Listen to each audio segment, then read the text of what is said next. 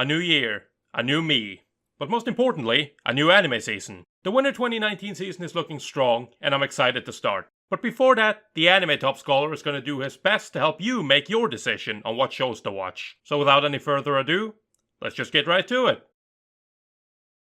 Up first we have Tate no Yusha no Nariagari, or The Rising of the Shield Hero. This is one of the more popular new isekai series coming out this season. It's based off a light novel and is being adapted by studio Kinema Citrus. The series will be directed by Takao Abo, who's previously directed Nor 9, and Keigo Koyanagi will do the series composition. He's previously worked on Under the Dog and Sirius. And the synopsis goes something like this. Naofumi Iwatani, an uncharismatic otaku who spends his days on games and manga, suddenly finds himself summoned to a parallel universe. He discovers he is one of 4 heroes equipped with legendary weapons and tasked with saving the world from its prophesied destruction. As the Shield Hero, the weakest of the heroes, all is not as it seems. Naofumi is soon alone, penniless, and betrayed. With no one to turn to and nowhere to run, he is left with only his shield. Now Naofumi must rise to become the legendary Shield Hero and save the world. I don't really know a whole lot about this, to be honest. I was originally gonna skip out on it, as it just looked like yet another generic isekai, but a friend told me that the light novels are interesting, so I'm gonna give it a shot. Hopefully it will be more than just another isekai.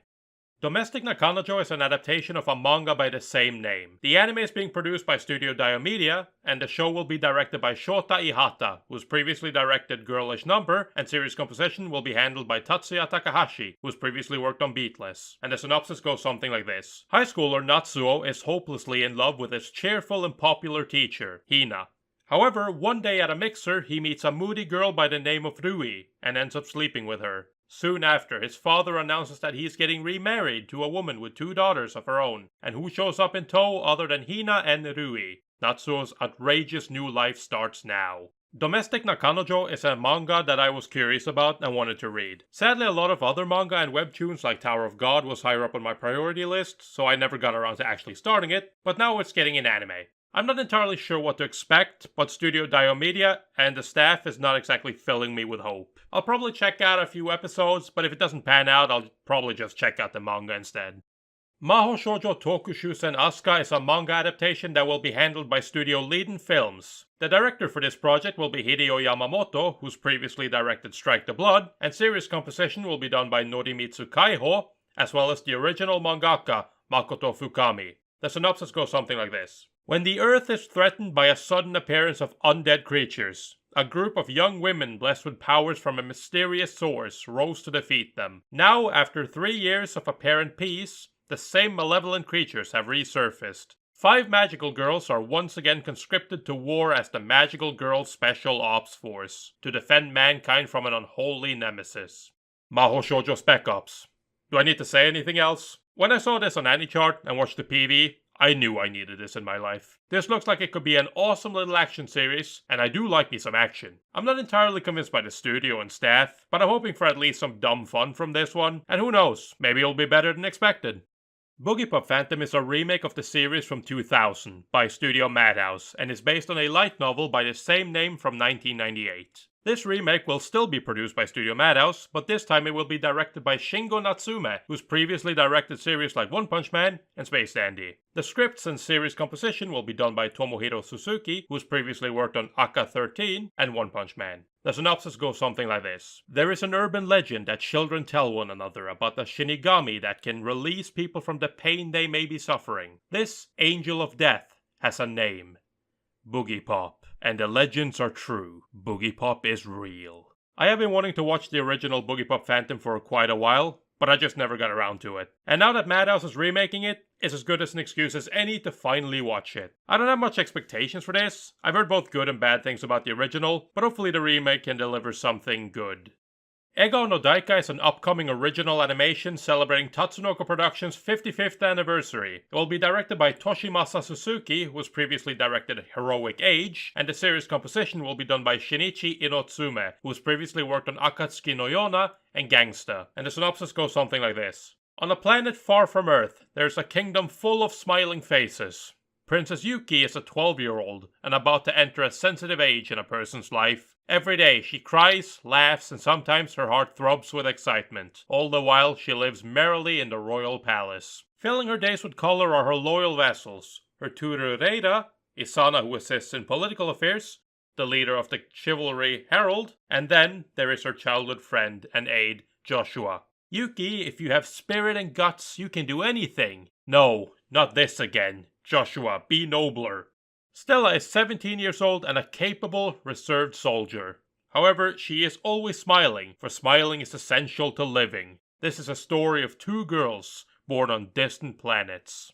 Like I said, Ega no Daika is Tatsunoko Productions' 55th anniversary project. For some reason, I'm expecting this to be one of those shows where it's going to be a twist of some kind, because it really doesn't feel like your typical anniversary project. I might be wrong, but I'm still going to watch it since it's Tatsunoko Pro, but I have mixed feelings about the staff. Koya no Kotobuki Hikotai is an original anime that will be produced by Studio WoW World and Gemba. It will be directed by Tsutomu Mitsushima, who's directed a bunch of shows, including Shirobako and Girls on Panzer. The series composition will be handled by Michiko Yokote, who's worked on Joshiraku and Prison School. The story will take place in a barren frontier where people trade goods with each other in order to help each other survive. The Kotobuki Squadron are bodyguards for hire, led by a strict but beautiful squadron leader, an unreliable commanding officer, and a true artisan of a crew chief. Alongside pilots who don't lack for personality, they take to the air in dogfights, letting the engine noise of their Hayabusa fighters ring out in the skies. Don't watch this show. The only reason I'm watching this is because I have been challenged by one of the other hosts over on the Red Leaf Retrocast podcast to watch this with him. The staff looks decent, having worked on shows like Shirobako, Girls on Panzer, and Prison School, but the studios listed give me nightmares, considering the fact that they've worked on shows like Berserk 2016 and the infamous Mars of Destruction. So yeah, my advice on this one is to wait on it and see what other people have to say. Manaria Friends is an anime based on the Rage of Bahamut social game. It's being produced by Cygames Pictures and HappyNet. This anime is going to be directed by Hideki Okamoto, who's previously directed Konohana Kitan, while the series composition will be done by Satoko Sekine. The anime will adapt the Manaria Maho Gakuin event within the Rage of Bahamut social game. We'll follow the two young women Anne, the honor student princess, and Greya, a princess born from a dragon and a human, as students at the academy. Mysteria Academy is a prestigious magic school that teaches magic without discrimination to the three factions, men, gods, and demons, who usually are engaged in battle with each other. I only really have one thing to say about this. Hopefully it actually comes out this time. This anime was announced a few years back, but it suddenly shut down and the website and staff listings were completely removed. As far as the Rage of Bahamut series are concerned, it's a 50-50 for me. I liked the first Rage of Bahamut, but I did not like Virgin Souls. Hopefully this one will be good. It's looking like it will be a short though. Dororo is an adaptation of the Osamu Tezuka manga by the same name from 1967. It's being produced by Tezuka Production and MAPPA, with director Kazuhiro Furuhashi, who's previously directed You're Under Arrest and Rurouni Kenshin, and series composition by Yasuko Kobayashi, who's previously worked on Attack on Titan and JoJo's Bizarre Adventure. And the synopsis goes something like this. Dororo, a young orphan thief, falls into the company of Hyakimaru, a powerful demon-hunting ronin. Before Hyakimaru's birth, his father, a greedy feudal lord, made a pact with 40 demons and let each of them take a piece of his unborn son's body, in return for granting him great power. Hyakimaru was born without arms, legs, eyes, ears, a nose, or mouth. A barely human creature, and his father had him thrown in the river. He was rescued and raised by Dr. Honma, who made him artificial limbs and helped him learn to fight the demons. Each time he defeats one, he reclaims one piece of his body. Now he and Dororo travel together through the war-torn countryside. This is the show I'm looking most forward to from this season. Tezuka Pro and MAPPA adapting one of Tezuka's darker manga is music to my ears. Dororo is definitely my early pick for anime of the season, at least in terms of new shows. Hopefully we'll actually deliver on that. The second season of Mob Psycho 100 is set to return this winter. It will still be produced by Studio Bones, and Yuzuru Tachikawa is still the director. The story revolves around Mob, a boy who will explode if his emotional capacity reaches 100%. This boy with psychic powers earned the nickname Mob because he does not stand out among other people. He keeps his psychic powers bottled up so he can live normally, but if his emotional level reaches 100, something will overwhelm his entire body. I highly enjoyed the first season of Mob. The action was fantastic and the animation even better. Bones has a lot to live up to with this second season, but I'm optimistic that they can deliver yet another fantastic season. Another returning anime is Kakegurui. This second season will still be produced by Studio Mappa, and Yuichiro Hayashi will still direct it. However, he will also be joined by Kiyoshi Matsuda, who has previously directed Kuma Miko. And the synopsis goes something like this. Hyakko Private Academy, an institution for the privileged with a peculiar curriculum. It's not athletic prowess or book smarts that keeps you ahead, it's reading your opponent. What better way to hone those skills than with a rigorous curriculum of gambling? Here, the winners live like kings, and the losers are put through the ringer. Mappa is back with another season of psychotic gambling goodness. I enjoyed the first season, though it did lose a bit of steam after the initial episodes. Hopefully this will be better, but honestly, I'm just expecting more of the same. The last sequel I want to touch on is Date A Live Season 3. This season will be produced by Studio JC's staff, it will still be directed by Keitaro Motonaga, and Hideki Shirane will be back to do the series composition. And the synopsis for Season 1 goes something like this. Itsuka Shido is a high school boy.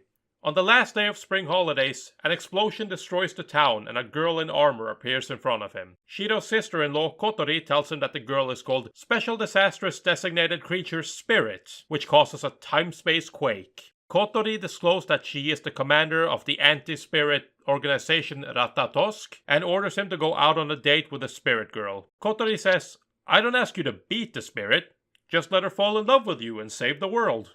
It's been more than 4 years since I last watched Date A Live. I honestly wasn't quite sure if there would ever be a third season, but here it is. This show is honestly just some dumb fun for me. Harem shows are always very hit or miss, and most of them are misses. But Date A Live has been one of the few hits for me. Not quite sure how I'm gonna feel about it since it's been so many years, but I'm gonna give it a shot. So those are the shows that I'm planning to watch. Hopefully some of those sounded interesting to you. Personally, the show I'm most excited for, apart from sequels, is Dororo. But what shows are you looking forward to? Anything I missed? Leave it in the comments. Don't forget to like the video if you enjoyed it, and subscribe for more anime related videos from the Anime Top Scholar.